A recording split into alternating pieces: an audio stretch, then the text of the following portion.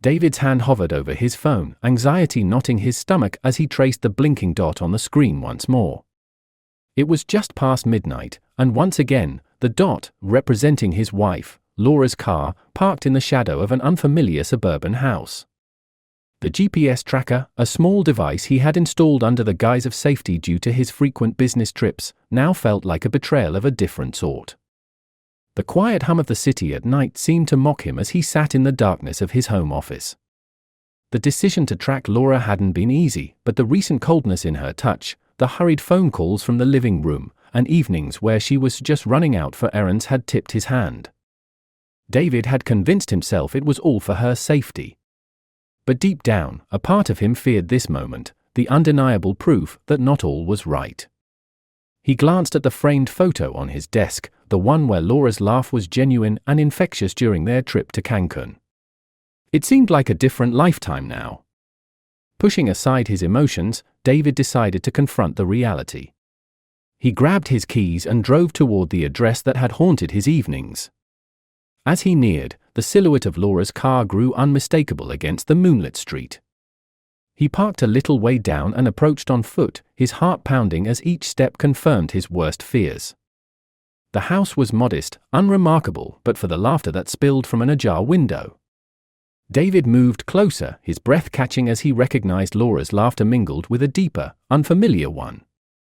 Standing there, hidden by the shadows, he felt like a stranger in his own life. Fury and betrayal churned as he listened, the sound slicing through him sharper than any blade. How many nights had he laughed with her like that? How many secrets had they shared, now tainted by this unseen intruder into their marriage? In that moment, David's sadness calcified into something harder and colder. He returned to his car, his mind racing with plans. He couldn't just confront her, it had to be more. She had humiliated him, shattered their vows, and for that, she would need to understand the depth of his pain. The following days were a blur of legal consultations and quiet preparations.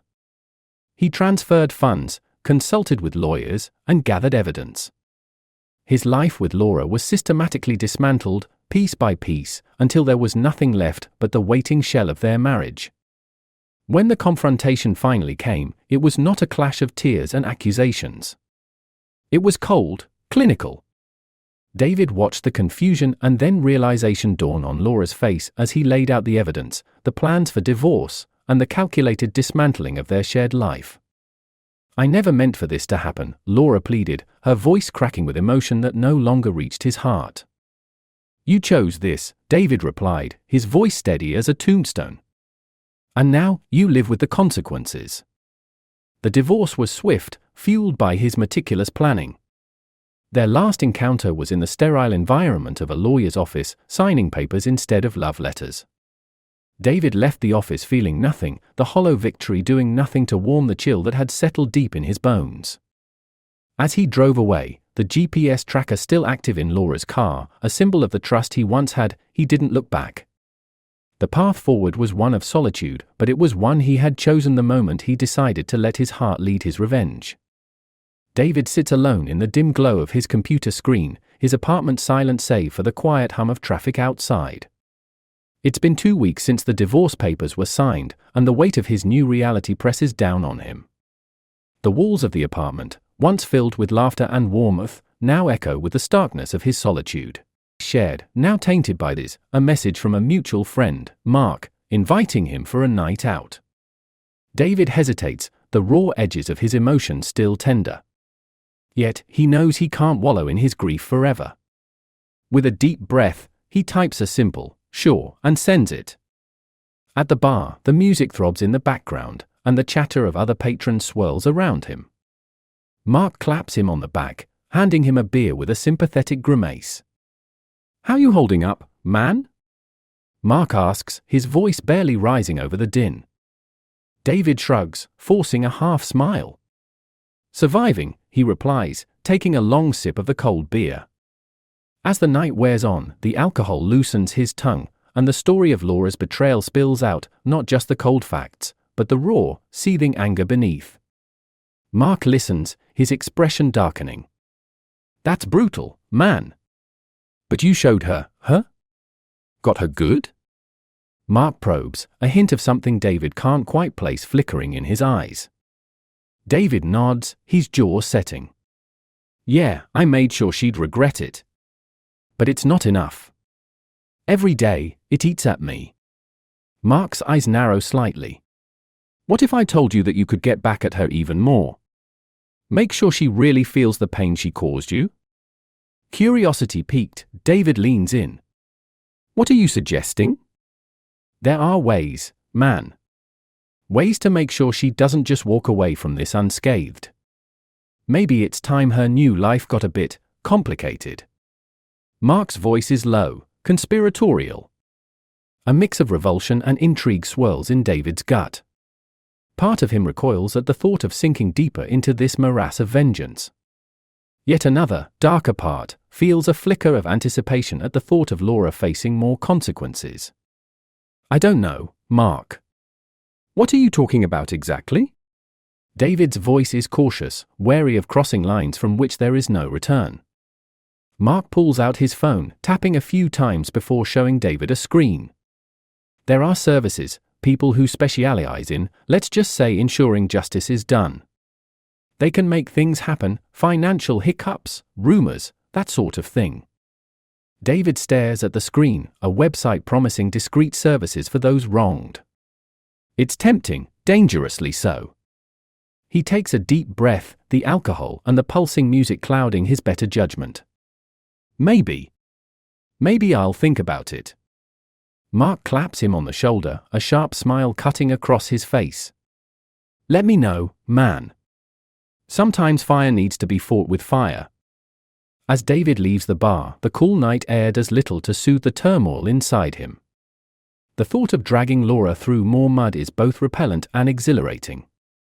But as he walks the quiet streets back to his apartment, a realization dawns on him. He's not sure where the line is anymore, or if he's already crossed it. The GPS tracker was just the beginning. Now, every option lays bare before him, each path darker than the last. What started as a means to protect and ensure safety has spiraled into something far more sinister. As he unlocks his apartment door, the silence greets him like an old friend, and David knows he has decisions to make. Decisions that could define or destroy him. The relentless beep of his phone's alarm drags David from the murky depths of restless sleep. It's early, too early for the sun to have climbed above the skyline of the city. Yet, his mind races ahead of the dawn, tangled in the threads of Mark's suggestions and the dark allure they hold. Showered and dressed, David stands in his kitchen, the smell of freshly brewed coffee failing to mask the stale odor of last night's decisions. His phone lies on the counter, a silent sentinel displaying Mark's last message, think about it. This could be what you need. With a tentative finger, David taps the screen, bringing up the website again. The list of services blares at him: surveillance, financial sabotage, anonymous tips. Each entry is a step further into the abyss. As he sips his coffee, a plan begins to form, a plan he hates as much as he craves. He won't dive fully into the murky waters Mark swims in, but a small push, perhaps, to shake Laura's new world just enough to remind her of the chaos she caused in his. He drafts a text to Mark, the words feeling heavy as he types, I'm in, but on one condition. It's got to be subtle, nothing too heavy. Just enough. Mark's reply is almost instantaneous, a smirk in text form, subtle it is. I'll set things up. By noon, David finds himself pacing in a small, nondescript cafe waiting for Mark. When Mark arrives, he slides into the booth with a grin that doesn't reach his eyes. Got everything planned out, Mark announces, pulling out a small folder stuffed with papers. Here's the deal: small financial hiccups to start. A credit score dip, a missed utility bill, maybe an unpaid parking ticket that turns into a warrant. Annoying, not devastating. David nods, the weight of his decision settling around him like a cloak. Just enough to rattle her, he reaffirms, but the assurance he seeks feels brittle. Mark's eyes hold a spark of something akin to admiration. You're playing it smart. Laura won't even see it coming. It's justice, isn't it? Justice, David echoes, but the word tastes like ash in his mouth. Days turn into weeks, and the seeds of David's revenge begin to sprout. He keeps tabs on Laura through Mark and the occasional social media foray, noting the subtle signs of stress that begin to mar the edges of her perfect new life. Late payment notices, a towed car, a job warning due to administrative errors, each a notch on the belt of his retribution. Yet, with each report of her struggles, the satisfaction David expects feels more like complicity. He watches himself become someone he doesn't recognize, someone who waits in the shadows of his own life, counting the falls of another.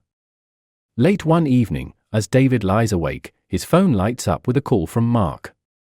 The clock blinks 3:17 a.m., a harbinger of nothing good. "David, you need to see this." Mark's voice is tight, tense. "What is it?" David's heart hammers against his ribs.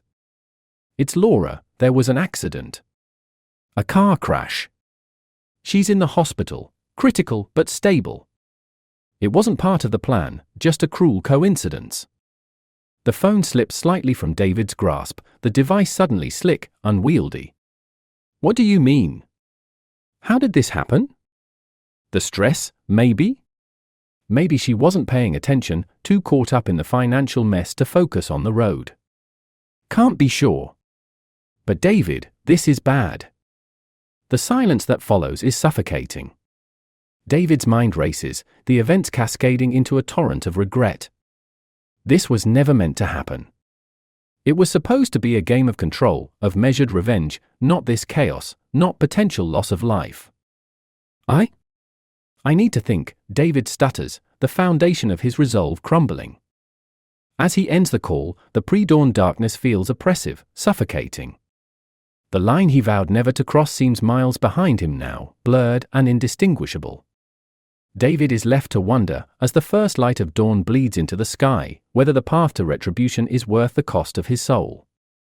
The sterile whiteness of the hospital corridor seems to amplify the gravity of David's thoughts as he approaches Laura's room. His heart beats erratically, a tumultuous rhythm fueled by regret and an acute sense of impending finality. The news of the accident had left him reeling, the unintended consequences of his actions crashing down around him, a brutal reminder of the dark path he had chosen. As he stands at the threshold of her room, his breath catches. Through the half-open door, he sees Laura, bandaged and pale, a stark contrast to the vibrant woman he once knew. Guilt gnaws at him, but it's tangled with a bitter surge of vindictive satisfaction that he can't entirely suppress. He steps inside, the sound of his footsteps muffled by the thick hospital carpet.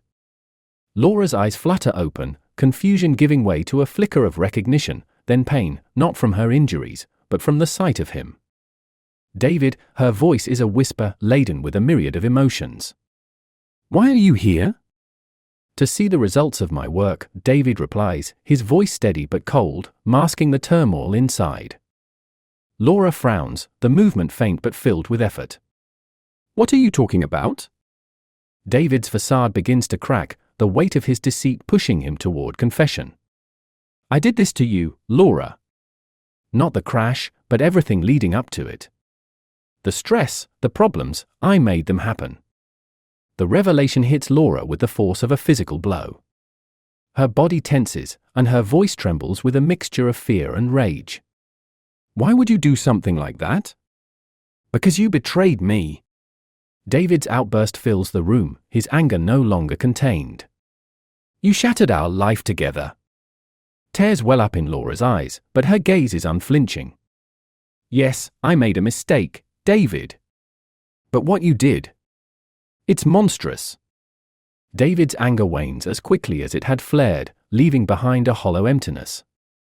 He had wanted justice, or so he had told himself, but now, faced with the broken body and spirit of the woman he once loved, he feels only the poison of his own actions. "I wanted you to feel some of the pain I felt," David admits, his voice breaking. Laura turns her head away, the silence between them stretching into eternity. "You've succeeded," she says finally, her voice hollow. "Now go. I never want to see you again." David stands motionless, the finality of her words sinking in. He had come here driven by a need to confront her, to see her suffer as he had suffered. But now, all he feels is regret. Slowly, he turns and walks out, the door closing softly behind him.